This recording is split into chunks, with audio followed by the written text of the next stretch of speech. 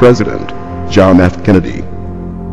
Ladies and gentlemen, the very word secrecy is repugnant in a free and open society, and we are, as a people, inherently and historically opposed to secret societies, to secret oaths, and to secret proceedings. We decided long ago that the dangers of excessive and unwarranted concealment of pertinent facts far outweighed the dangers which are cited to justify it. Even today, there is little value in opposing the threat of a closed society by imitating its arbitrary restrictions. Even today, there is little value in ensuring the survival of our nation if our traditions do not survive with it. And there is very grave danger that an announced need for increased security will be seized upon by those anxious to expand its meaning to the very limits of official censorship and concealment.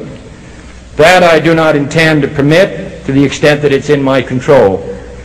And no official of my administration, whether his rank is high or low, civilian or military, should interpret my words here tonight as an excuse to censor the news, to stifle dissent, to cover up our mistakes, or to withhold from the press and the public the facts they deserve to know. For we are opposed around the world by a monolithic and ruthless conspiracy that relies primarily on covert means for expanding its sphere of influence, on infiltration instead of invasion, on subversion instead of elections, on intimidation instead of free choice, on guerrillas by night instead of armies by day. It is a system which has conscripted vast human and material resources into the building of a tightly knit, highly efficient machine that combines military, diplomatic, intelligence, economic, scientific, and political operations. Its preparations are concealed, not published. Its mistakes are buried, not headlined. Its dissenters are silenced, not praised. Its dissenters are silenced, not praised.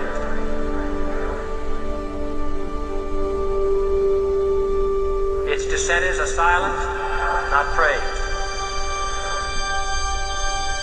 Its dissenters are silenced, not praised. Its dissenters are silenced, not praised.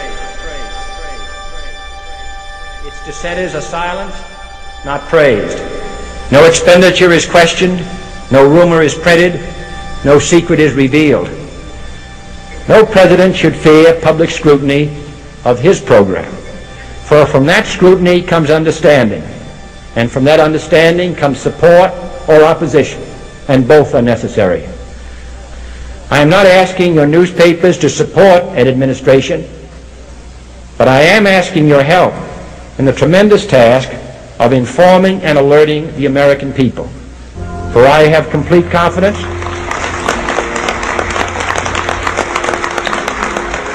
in the response and dedication of our citizens whenever they are fully informed. I not only could not stifle controversy among your readers, I welcome it. This administration intends to be candid about its errors. For as a wise man once said, an error doesn't become a mistake until you refuse to correct it. We intend to accept full responsibility for our errors, and we expect you to point them out when we miss them. Without debate, without criticism, no administration and no country can succeed, and no republic can survive. That is why the Athenian lawmaker Solon decreed it a crime for any citizen to shrink from controversy. And that is why our press was protected by the First Amendment, the only business in America specifically protected by the Constitution, not primarily to amuse and entertain, not to emphasize the trivial and the sentimental, not to simply give the public what it wants, but to inform, to arouse, to reflect, to state our dangers and our opportunities, to indicate our crises and our choices, to lead, mold, educate, and sometimes even anger public opinion.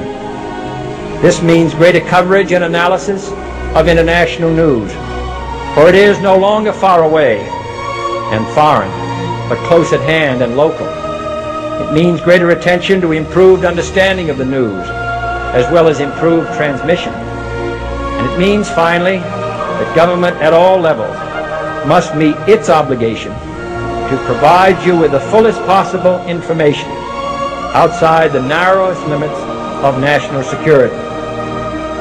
And so it is to the printing press, to the recorder of man's deeds, the keeper of his conscience, the courier of his news, that we look for strength and assistance, confident that with your help, man will be what he was born to be, free and independent.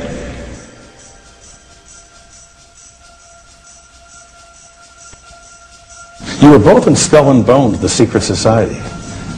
It's so secret we can't talk about it. What does that mean for America? The conspiracy theorists are going to go I'm wild. sure they are. I don't know. I haven't seen the web. Number 322. You both were members of Skull and Bones, a secret society at Yale. What does that tell us? Not much, because it's a secret. Is there a secret handshake? Is there a secret code? I wish there were something secret I could manifest. 322, a secret number? There are all kinds of secrets, Tim, but one thing is not a secret. I disagree with this president's direction that he's taking the country. We can do a better job, and I intend to do it. And we'll be watching. Be safe on the campaign trail. John Kerry, thanks for joining us. And we'll be right back. It's good to be back at the Council on Foreign Relations. As Pete mentioned, I've been a member for a long time and was actually a director for some period of time. I never mentioned that when I was campaigning for re-election back home in Wyoming. Senator Clinton, how you doing? I'm good. How are you? Can I ask you a quick question while you sign that? Sure. It was reported in June of 2006 you attended a meeting in Ottawa, Canada, the Bilderberg Group. Can you comment on that? What's going on at the Bilderberg meeting, and what do you guys talk about up there? I have no idea what you're talking about. Yeah, you do. It was reported you were up there, and people saw you up there. I just want to know what you guys talk about and meet about up there. Sir, I don't know. Why are they such top secret meetings? I have no idea what you're talking Your about. husband went to a Bilderberg meeting too. I'm just wondering. I'm not being rude or anything. No, I just want to know what happens at these meetings. Well, since I wasn't there, I have no idea. Okay, thank you, Senator. Thank you, Howard. There you go. Thank you very much.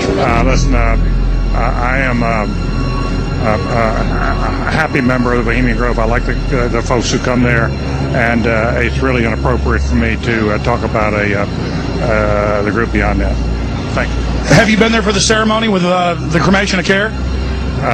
Frankly, I don't think that's something I need to talk to you about.